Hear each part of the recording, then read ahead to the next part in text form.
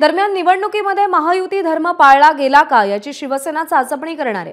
शिवसेना नेत्यांच्या बैठकीत पराभवाच्या कारणांचा आढावा घेतला गेला। निवडणुकीमध्ये पराभूत उमेदवारांच्या पराभवाची कारणं शिवसेना शोधणार आहे। अहवाल मुख्यमंत्र्यांकडे सुपूर्द करण्याचा पराभूत उमेदवारांना सूचना दिल्या गेल्यात। युती धर्म न पाळला गेला असल्यास कडक पावलं उचलली जाणार असल्याचंही कळतंय। वर्षा बंगल्यावरती नुकत्याच झालेल्या बैठकीत शिवसेनेच्या नेत्यांनी हा सूर आळवलेला आहे। अजय माने आपले प्रतिनिधी सध्या आपल्या सोबत आहेत। अजय, आजपासून एकनाथ शिंदे ॲक्शन मोडवर येत आहेत। आज दिवसभराचं त्यांचं वेळापत्रक कसं असेल, कोणाकोणाच्या गाठी भेटी होतील?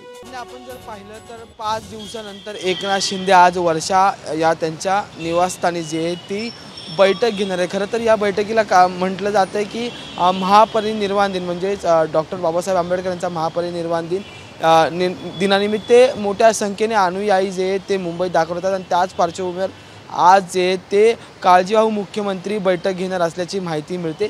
ही पहिली बैठक असेल। त्याच्यानंतर आपण जर पाहिलं तर अनेक दिवसांपासून अनेक आमदार आणि नेते मंडळी जे ते एकनाथ शिंदे यांना भेटण्यासाठी प्रयत्न करत आहेत, पण तब्येतीचं कारण असल्यामुळे त्यांची भेट झालेली नाही। त्यांच्यासुद्धा आज भेटीगाठी होतील।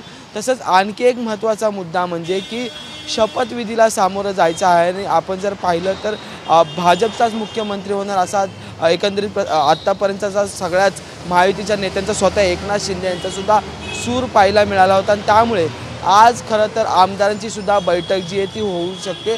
त्यात आणखी एक महत्त्वाचा मुद्दा आहे, जे पराभूत उमेदवार आहेत त्यांचा अहवाल जो आहे तो मागवला होता आणि त्याच्यावर सुद्धा आजच्या बैठकीत महत्त्वाच्या नेत्यांसोबत जी आहे ती चर्चा केली जाऊ शकते। त्यासोबतच उद्यापासून जी तयारी सुरू होणार आणि 5 तारखेला होणाऱ्या शपथविधीच्या अनुषंगाने शिवसेनेकडून महायुतीत कशी मदत केली जाईल, शिवसेनेची उपस्थिती काय असणार आहे, शिवसेनेचं कामकाज काय असणार आहे, याच्या सगळ्या सूचनासुद्धा शिवसेनेच्या नेत्यांना आमदारांना जे आहेत त्या देण्यात येतील। तसंच आणखी एक महत्त्वाचा मुद्दा आहे की मुख्यमंत्री आणि दोन्ही उपमुख्यमंत्री यांच्या शपथविधीचा कार्यक्रम जो आहे तो 5 तारखेला पार पडेल, पण त्याच्यासोबतच कोण कोण मंत्री शपथ घेणार हा प्रश्न अद्याप समोर आहे आणि त्याच पार्श्वभूमीवर शिवसेनेच्या बाजूने कोण मुख्यमंत्री असतील त्यांच्या नावांची चर्चा काय बरोबर आहे। शिवसेनेच्या बाजूने कोण उपमुख्यमंत्री असेल या संदर्भात देखील आज बैठकीमध्ये चर्चा होऊ शकते आणि अर्थात एकनाथ शिंदे ॲक्शन मोडवर आल्यानंतर कदाचित घडामोडींना वेग येईल असाही अंदाज आहे।